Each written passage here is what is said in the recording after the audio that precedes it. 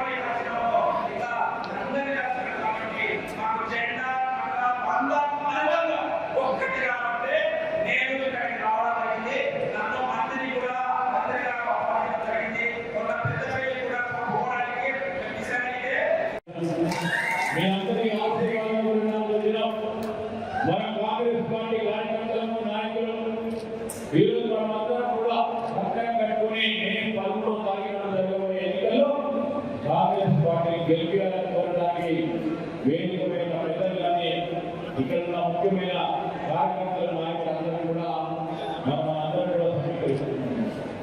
వారితో పాటు కాంగ్రెస్ పార్టీ గెలవని 3 రంగుల జెండాని గెలిపించాలని ఒక పట్టుదల చూస్తూ ఉంటే ఈరోజు కూడా అనేక మంది సోదరులు వచ్చి వంశీ గారిని ఆశీర్వదిద్దామని చూపెడతా ఉన్న ప్రోగ్రాంకి ఉద్యోగపరంగా కృతజ్ఞతలు తెలియజేస్తున్నాను.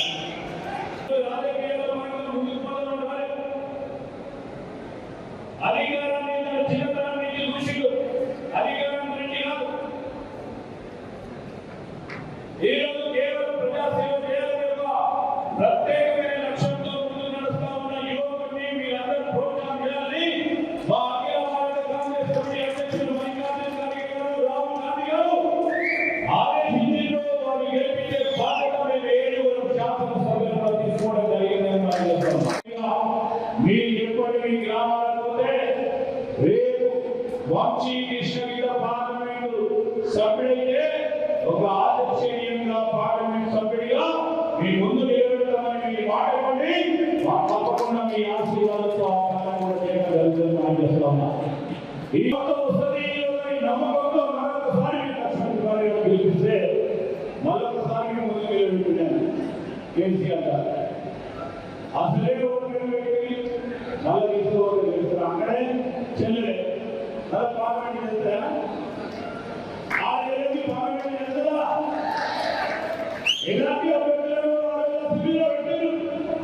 ఉంటే ఇక్కడే ఫస్ట్ టీవీ ఈ ప్రాంతంలో